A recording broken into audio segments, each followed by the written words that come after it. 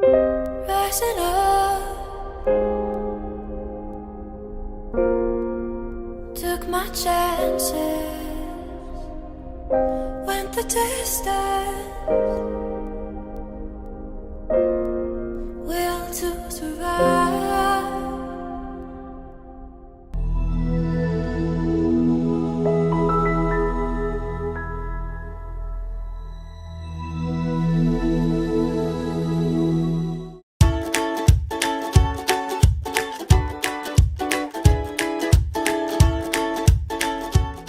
Différence entre l'homme ordinaire et l'homme-dieu. L'enseignement du Codex d'Élohim insiste sur la distinction fondamentale entre l'homme ordinaire, qui vit selon ses limitations du mental et de la matière, et l'homme-dieu, qui a transcendé ses illusions pour vivre dans l'unité absolue du Je suis.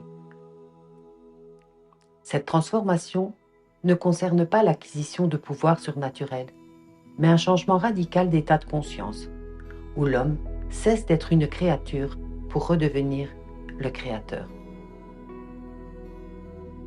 Les 5 aspects de la transformation. La conscience. Esclave du mental, ou bien la conscience réalisée en Dieu. 2. La relation au monde. Subir ou créer sa réalité. Le corps, soit une limite biologique ou soit un véhicule de l'esprit. 4. L'action. Effort ou manifestation instantanée. 5. L'état d'être. Prison de l'ego ou fusion avec l'infini. La conscience, esclave du mental ou alors réalisée en Dieu. L'homme ordinaire est piégé par son mental. Il s'identifie à son corps, son histoire, son passé et tous ses conditionnements. Il croit que son existence dépend des circonstances extérieures, le travail, les relations, l'argent, la santé, et il vit dans une dualité permanente, le bien, le mal, le succès, l'échec, le bonheur, la souffrance. Il pense que Dieu est extérieur à lui et qu'il doit mériter ou rechercher sa grâce. Son mental est rempli de doutes, de peurs et de croyances limitantes. Il cherche la vérité à travers des concepts et des idées, plutôt que par l'expérience directe. L'homme-dieu, lui, il est conscient d'être l'unité. Il sait qu'il est Dieu et que tout ce qui existe est une extension de lui-même. Il n'a plus d'identification au corps, au passé ou aux pensées. Il vit dans l'instant éternel. Il ne fait aucune distinction entre lui et l'univers. Tout est une projection de son esprit. Il ne perçoit plus la dualité. Il ne lutte contre rien. Il est tout et accueille tout. Il n'a plus de doute, car il ne dépend plus d'aucune validation extérieure. Il expérimente directement la vérité en lui-même, sans besoin de dogme ni d'autorité spirituelle. Différence clé de la conscience. L'homme ordinaire croit en Dieu. L'homme-dieu sait qu'il est Dieu. La relation au monde. Subir ou créer sa réalité. L'homme ordinaire est esclave des circonstances. Il pense que le monde extérieur est réel et indépendamment de lui, et indépendant de lui.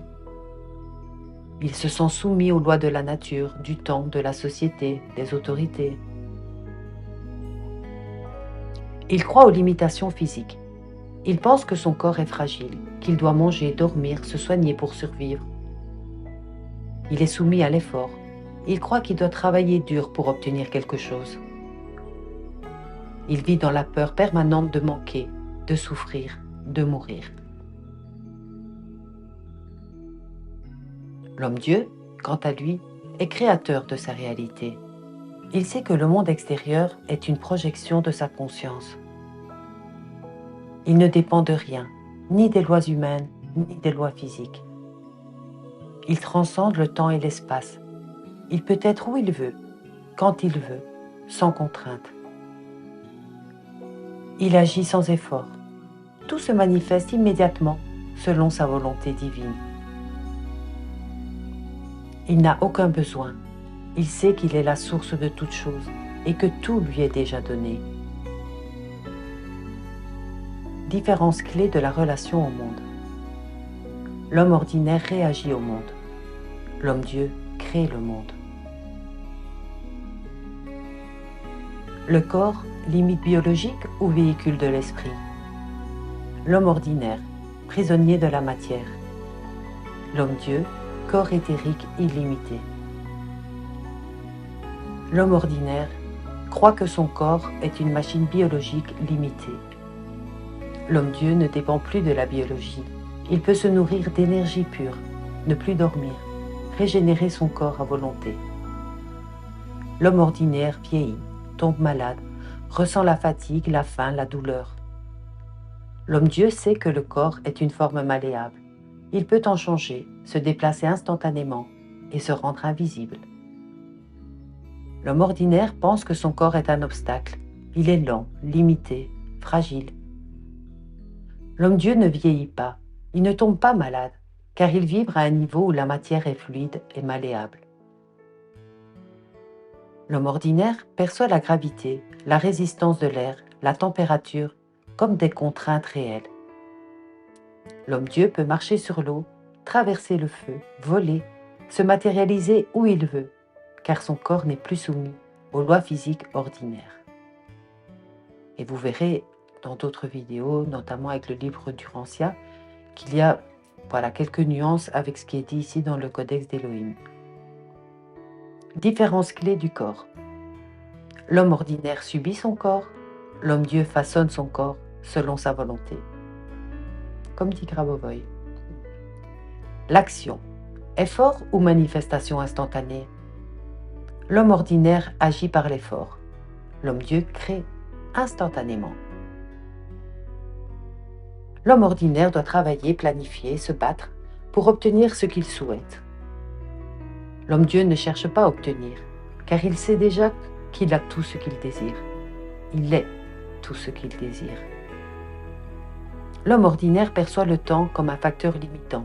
Il attend, il espère, il doute, tandis que l'homme-dieu manifeste immédiatement. Ce qu'il pense se réalise instantanément. L'homme ordinaire vit dans un monde de cause à effet linéaire, où toute action prend du temps pour produire un résultat. L'homme-dieu, quant à lui, n'a aucune peur ni attente. Il sait que ce qu'il conçoit est déjà accompli. L'homme ordinaire craint l'échec et doute de sa capacité à accomplir ses désirs.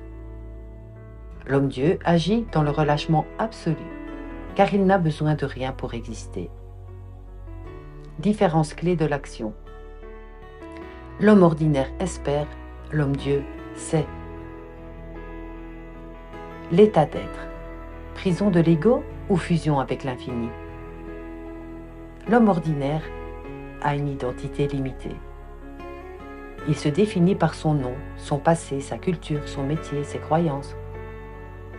Il a une personnalité égotique qui cherche la validation des autres. Il se sent séparé des autres et de Dieu. Il vit dans la peur de la mort, car il croit être un individu fini. L'homme-dieu, identité dissoute dans l'unité. Il ne s'identifie à rien de personnel. Il est tout et rien à la fois. Il ne cherche pas à être aimé, reconnu ou validé. Il sait qu'il est un avec tout. Il n'y a aucune séparation entre lui et l'univers. Il n'a plus peur de la mort, car il sait qu'il est éternel. La différence clé, l'homme ordinaire cherche Dieu, l'homme-dieu sait qu'il est Dieu. Du moins une extension. Voilà, cette vidéo est terminée. J'espère qu'elle vous a plu. Elle est un petit peu dans la même lignée que Grabovoi. Et dans d'autres vidéos, nous allons affiner cette perception de l'homme et de l'humain. Bisous et à bientôt!